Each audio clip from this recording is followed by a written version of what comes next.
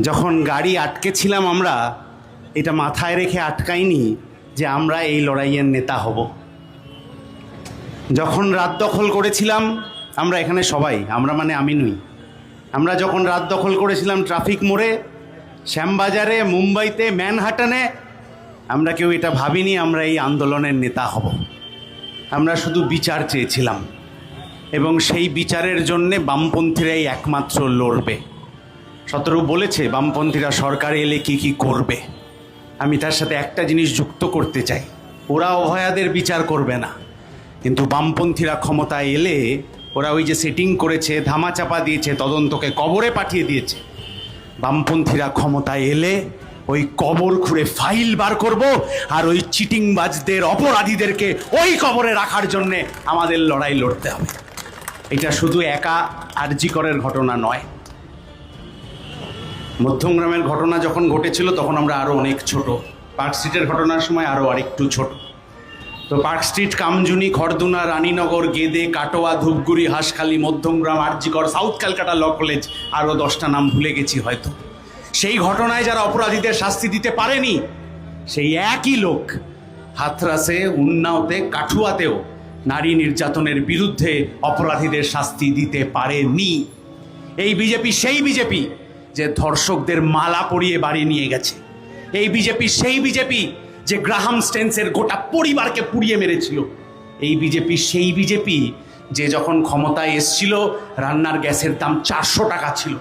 আর এই বিজেপি সেই বিজেপি যখন ক্ষমতায় এসছিল তখন এসবিআইতে ফিক্সড ডিপোজিটের ইন্টারেস্ট ছিল 9.1%। আপনি বিচার করবেন আজকের দিনে দাঁড়িয়ে এসবিআই এর সুদের হার কত কমলো আর রান্নার গ্যাসের দাম কত বাড়লো। তাহলে কাকে ক্ষমা করব? বিজেপিকে। কাকে বেছে নেব? বিজেপিকে, তৃণমূলের বিরুদ্ধে। এই বিজেপি যদি চাইতো ইডি সিবিআইকে নিয়ে এসে, আমার কথা না, রাজ্যের বিরোধী দলনেতা বলেছেন যে যদি ইডি আর সিবিআই আসবে আর টপাটপ করে তৃণমূলের 4 নম্বর, 3 নম্বর, 2 নম্বর নেতাদেরকে জেলে পুরে দেবে। 23 সালের ডিসেম্বর মাসে বিজেপির ওয়েবসাইট থেকে, ওদের সোশ্যাল মিডিয়া হ্যান্ডেল থেকে বিজেপির বিরোধী দলনেতা বলেছিলেন যে সবাইকে জেলে পুরে দেব। তো যাদের জেলে আজকে কুমড়োর ঘ্যাট আর ভাত খাওয়ার কথা ছিল তারা রোববার রাতে বাড়িতে পোলাও মাংস খাচ্ছে, সোমবার সকালে ভোট চাইতে বেরোবে তৃণমূলের হয়ে। আর এই বিজেপি, এই অপরাধী যে ওই দোষীদেরকে শাস্তি দিল না, রাস্তায় ছেড়ে দিল তৃণমূলের সাথে মেকি লড়াই করার জন্য। কেন? 2022 সাল গোটা পশ্চিম বাংলা জুড়ে নিয়োগ দুর্নীতির বিরুদ্ধে, সারদা নারদার দুর্নীতির বিরুদ্ধে, চাকরি চুরির বিরুদ্ধে মানুষের দুর্বার আন্দোলন। গণশক্তিতে প্রতিদিন খবরের ব্রেকিং নিউজ, কোথায় কোথায় আন্দোলন বাড়ছে।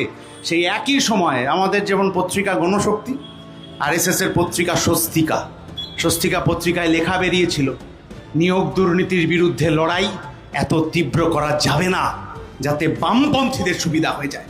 তাহলে টার্গেট বামপন্থীরা, বিধানসভার ভেতরে বামপন্থীদের ঢুকতে দেওয়া যাবে না। তাহলে হচ্ছে কে বেশি ধার্মিক আর কে কম ধার্মিক, এই লড়াইটাই তো করা যাবে না।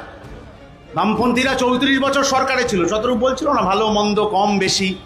34 বছরে 33,000 নতুন প্রাইমারি স্কুল হয়েছিল, 10,000 নতুন সেকেন্ডারি স্কুল হয়েছিল। মন্দির কটা হয়েছিল? মসজিদ কটা হয়েছিল? কেউ বলতে পারবেন না এই বিতর্ক।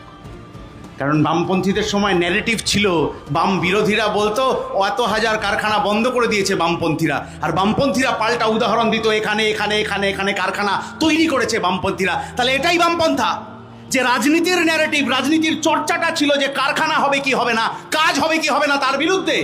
আজকের দিনে দাঁড়িয়ে আপনি কি ন্যারেটিভ দেখছেন? ধর্মস্থান ইত্যাদি ইত্যাদি এই ন্যারেটিভে বদলে ফেলা হয়েছে। তাহলে গ্রামে গরিব মানুষের কাজ নেই, সবাই পরিযায়ী শ্রমিক হয়ে গেছে। শহরে বেকার ছেলেমেয়ের হাতে একটা কাজ নেই, তাকে এমন কাজ করতে হচ্ছে যেটা তার পড়াশোনার সাথে কোনো মিল নেই। সামান্য টোটো চালাচ্ছেন যারা, বাধ্য হচ্ছেন হয়তো, তাদের টোটো রেজিস্ট্রেশনের নামে এতগুলো টাকা কেন নেওয়া হচ্ছে? এই তৃণমূলের সরকারকে জবাব দিতে হবে না? আর এই যে সভা শেষ হবে, টোটো চড়ে বাড়ি ফিরব, অটো চড়ে বাড়ি ফিরবো। আমরা তো বাড়ি চলে যাব, গিয়ে খাওয়া দাওয়া করবো, শুয়ে পড়বো। আমাদের বাড়িতে ছেড়ে দিয়ে সেই অটো চালক দাদাকে ওই সাজিরহাট যেতে হবে পেট্রোল পাম্পে লাইন দিতে। রাত 11টায় লাইন দেবেন ওই দাদা, পরের দিন দুপুর 2:30 যদি গ্যাস পাওয়া যায় তাহলে ওইটুকু গ্যাস নিয়ে ফিরবেন। এই যন্ত্রণা পাওয়ার জন্যে তৃণমূলকে ভোট দিইনি, এইটা ওদেরকে বুঝে নিতে হবে। আমরা ভোট দিয়েছি যে কোনো দলকে, যে কোনো সরকারকে, ভোটটা দিয়েছি আসলে আমাদেরকে তারা ভালো রাখার ব্যবস্থা করবে তাই। আমাদের দুবেলা দুমুঠো খাবার হবে, মাথার উপর ছাদ হবে, হাতে একটা কাজ হবে, তার জন্য ভোট দিয়েছি। আর যারা গরিব মানুষের যন্ত্রণার বিচার করেনি, তার পেটে খিদের জ্বালার বিচার করেনি, হাতে একটা স্থায়ী কাজের বিচার করেনি, এই নির্বাচন আসলে ওই চোরচোট্টা চিটিংবাজ দাঙ্গাবাজদের বিচার করার নির্বাচন, যে বিচারটা গোটা এলাকার মানুষদের আমাদের করতে হবে। এই সভা চলতে চলতেও যদি খবর পাই আবার কোনো একটা ঘটনা ঘটেছে, আমরা বিশ্বাস করি এই সভার সমস্ত মানুষ এই সভা ছেড়ে আবার ট্রাফিক মোড়ের ওই জায়গায় গিয়ে রাত দখল করবেন, প্রয়োজনে গাড়ি আটকাবেন, সারা রাত বসে থাকবেন। আমাদের প্রতিবাদের অধিকার কেউ আমাদের থেকে